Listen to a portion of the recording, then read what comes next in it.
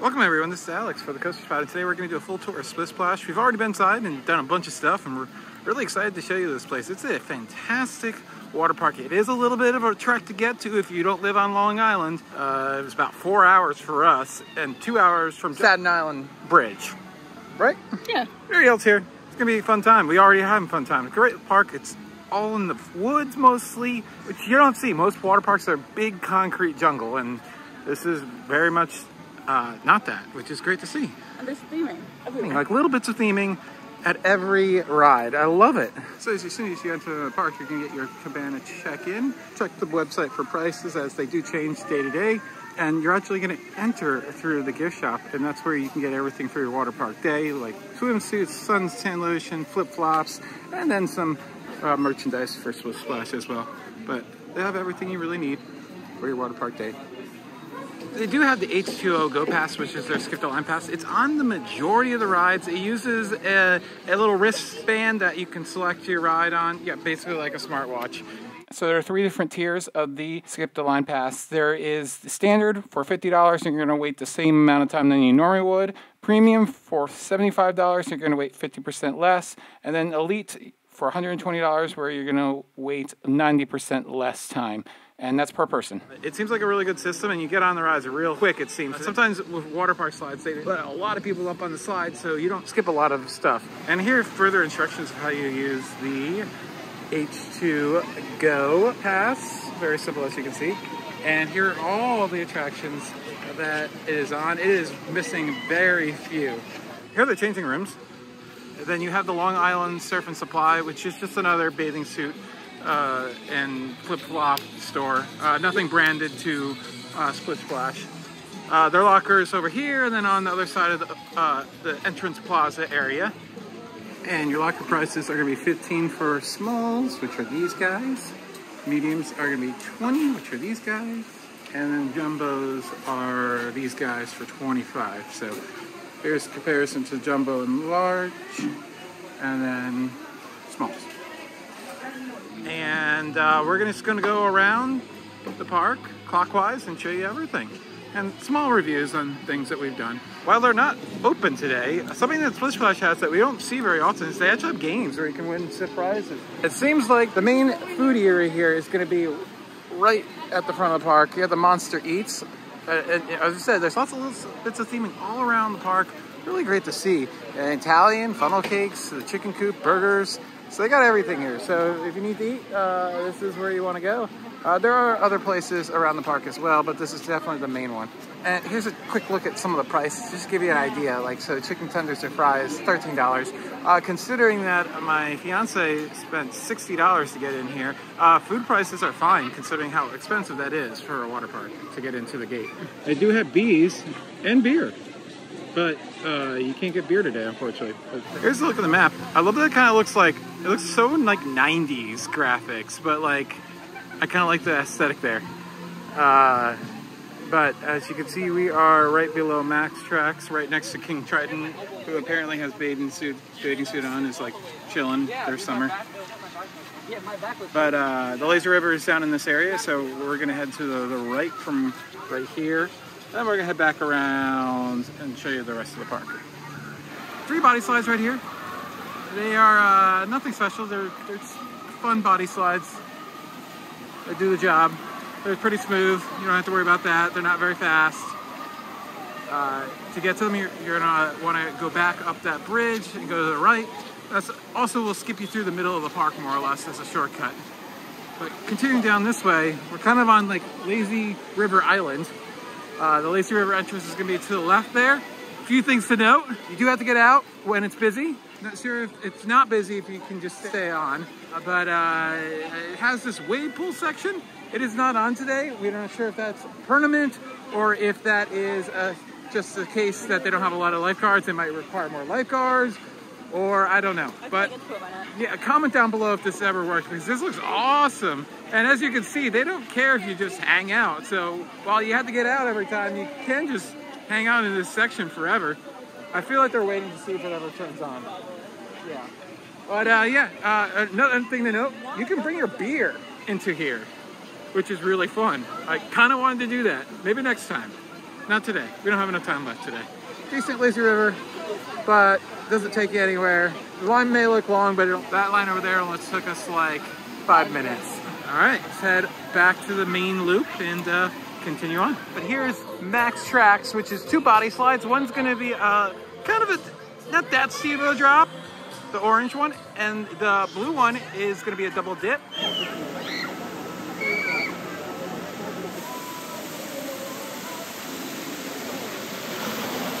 And moving on from MatSlides is Dragon's Den. Dragon's Den is going to be your towable slide. It has double tubes only, and single riders are not allowed on this one. But yeah, you drop down and there's a dragon in the middle. He gets you wet, and then you drop down in the middle. Forwards or backwards, it might be. It's kind of random, but definitely always a fun slide. But considering the lineup here is so good, it kind of gets lost through some of the other better attractions here, which at some parks, they have such outdated slides that would be one of their best slides. Like at Sandcastle, the same parks chains water park in Pittsburgh, that's terribly outdated, and that's literally one of the best slides there. Where here it's like the 4th or 5th best slide. So that's how strong this lineup here is at Splish Splash. So check out the video tour of that park. We have it, and vlogs. Here's Surf City wave pool, one of 2 wave pools. Today it's closed. When we actually filmed this was the last weekend, Labor Day weekend. So yeah, there you go. You can see it 5 feet deep. There are cabanas off to the side. We told you about the cabanas. We'll kind of try to point them out to you. But I like the rock work.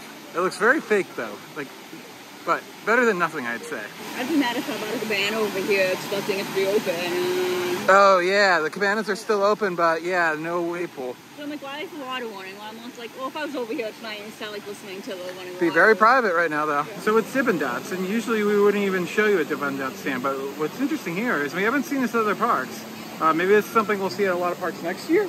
Maybe. Combos, like over the rain dough and cookie jar. Cookie jar just makes sense. Like I think we've tried to do that before, anyways. It's good.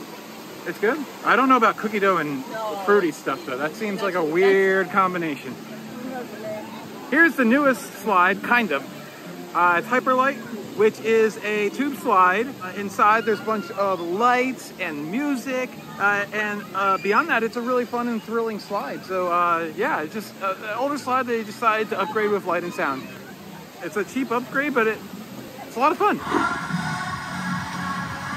Woo! Wow! Woo! Woo! And here's Soak City, which is just like a bunch of wading pools. Kind of looks like a lazy river, but it's just a place to hang out. I love the lighthouse that has a geyser on the top of it. I've never seen that before. That's fun. And you can hear the music from Hyperlight, and somebody should be popping out in just a moment. There they are. But I love all the rock work they do, like natural, like stonework, not rock work. It's real. So, and they do have ADA devices to get into the pools like this. Yeah, we should hang out here later. You know, the rest of the park is swamped and there's barely anybody in here. Love the name of this food stand here, Hyper Bites. Just funnel cake and fried Oreos, cotton candy, popcorn. They got tacos. As I said, a lot of limited operations here. All the stuff is open except for the wave pool, which we're happy to see, but a lot of stores and stands are closed today. So over here is Alien Invasion. This is going to be the giant tornado slide. There are a bunch of these. This one seems to be bigger than normal, way bigger than normal actually. Do a little helix on the way down and then drop down into the funnel and come down in the middle. 4-person tube slide, and the more the weight you got, the better it is, as long as you don't go over the weight limit. Wow! Woo! And here is Barrier Reef. Pretty simple body slide, just does a 360-degree spiral. It's going to be pretty low on the intensity, but I love that shark. He's got himself a snack. Do you want to get geysered? No, but I collect ones. Yeah, they're fun. But down here is the exit to Mammoth, which is going to be one of 2 family raft rides where you sit in a circular tube together. This one seats, I think, up to 5 or 6. Here's where you come down from the bottom of it. I like this one because it's in the forest, so it's kind of a nice trek through the forest as you're going downwards. You don't have to carry your tubes up, as you see. It's got a conveyor belt. And not too thrilling. Perfect for everybody. So I just love just the little bits of theming all around the park. Like they got an old Flying Scott boat right there and just put it up above to make it the entrance. Like this is like the woodsy area, and then we're gonna get further up and it's like a Hollywood theme area because it has like 3 or 4 different themes for each water slide. And it's not much, just a few little set pieces and then a soundtrack or a spiel that can be somewhat annoying. Here's Shotgun Falls, as you can see, pretty simple slide, but all it does is drop you into a 10-foot deep pool from about 5 feet up. Definitely need to be a good swimmer for this one. And there you go. Whoosh. And here is the second family raft ride, Hollywood Stunt Rider. Some theming in the queue line. You know, you got these, I believe, 4-person up to rafts. It goes in the dark, there's a helix and then like a double or triple down. It's fun, but it's not very thrilling. But everybody in the family will definitely enjoy this one. It's not, yeah, it's okay. It's another one you're gonna wanna hit up early. No, because it's not worth it. If you wanna ride it. And here's Bootlegger's Run, the water coaster. You definitely wanna come here absolutely first. It has the longest line immediately. It's a water coaster, it has about 4 drops. It uses magnets to propel you back up the hills. Unfortunately, this one doesn't have any airtime on any of those drops. Usually some of these do, but this one does not. So not the best water coaster out there, but certainly still a lot of fun and definitely worth a try. Yeah, we liked it. Just wasn't repeatable for us. Ah! Oh! Here's the entrance for both Riptide Racer and Bombs Array. Riptide Racer is going to be your mat racer. A very smooth, but not that thrilling of a mat racer slide. You do a 360-degree spiral, and then no real drops on this one, actually. It has a drop, but you don't really feel like you're dropping. You kind of just transition into it from the helix. And then you have the Bombs Array, which is your drop pod slide. So with that drop pod slide, you're going to get into a capsule where the door is going to close, and then once that door closes, the floor is going to drop out from beneath you. You're going to drop straight down into this helix and towards the bottom. What I love about this one is how it spirals around the same helixes that the Mat Racer does. Very colorful. I like how it's all stacked like that, all 6 slides. Here is Dr. Von Dark's Tunnel of Terror. This is a mini funnel slide. It has 2-person tubes. You sit next to each other instead of in line, but facing each other at the same time. It's completely in the dark. It has 1 mini funnel. That's the main feature here. It does have some cool theming in the queue line, which is kind of neat. And yeah, brace yourself though for that drop, as you can whack each other in the head if you're not careful. And no single riders allowed. So the second food eatery is going to be backed by the second wave pool. You have the Last Chance Grill, wings, boneless wings, fries, beer. Beer is very expensive, $13, but food prices are pretty standard. And then over here is the exit and entrance to the wave pool, Kahuna Bay. Their maximum depth is going to be 5 feet, and it's a fun wave pool. The waves come consistent, they crash, and yeah.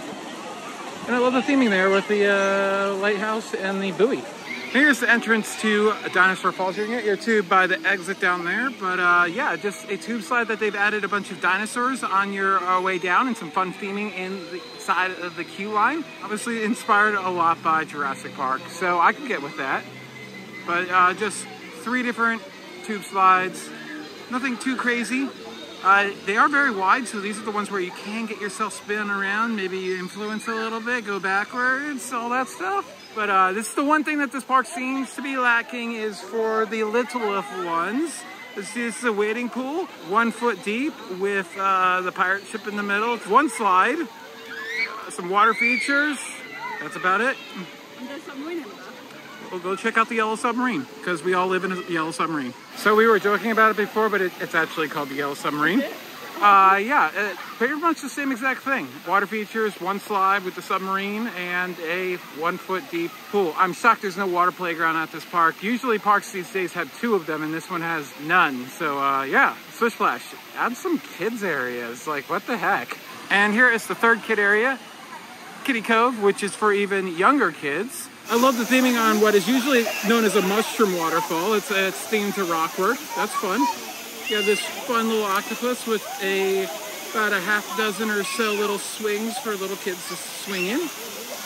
And then finally, for little kids, are 2 little twister ones and one that goes straight down. Parents can ride with their kids between their legs on these little slides. And if you need a cabana right near the kiddie areas, they have them. And as we wrap up this tour, next to Dinosaur Falls might be the best thing they have here. You have a bunch of interconnected pools, as you can see. The lazy river goes to there and all that stuff. But here is the Riverview Bar, which is fantastic. I love the setting here of this. I kind of want to get a drink if I had my ID on me, but I don't. There you go. Same beer prices and a good selection of canned beer. Nothing on tap, unfortunately. But this is fun. So that's it. That is Splish Splash here on Long Island. What town are we technically in? It starts with a C. You saw it at the beginning of the video. That's all you need to know, Long Island. So yeah, it's a very pretty water park. I really enjoyed it, right? Yeah. Yeah, pretty, yeah. Very pretty water park. Very interesting lazy river, as we talked about earlier. And I just love the setting. It must be absolute hell cleaning up all these leaves come November or whenever they do all that. But I appreciate it because that's the thing about water parks is sometimes they have so little personality because there's no trees, lots of concrete. They're all on flat ground, but this has both. So that's fantastic. So yeah, highly suggest it. We also did a vlog if you want to check out our water park day, how it went. But just a plan of attack, I would say, hit Water Coaster, hit Dr. Fright's, hit the Hollywood Stunt, hit the Mammoth, hit Alien Invasion, hit the Dragon's Den, and then pretty much go from there. Hit up the lazy river and wave pool later in the day. That's what we always do. Alien Invasion more in the beginning. Yeah, possibly, but those are the top attractions definitely that are going to draw the longest lines and maybe not the greatest capacity. So, all right, thanks for watching. This has been Alex. And there you go. For the Coaster Spotlight, comment and subscribe, and check out more videos, and hit that bell for instant notifications when videos come out so you get more just like this.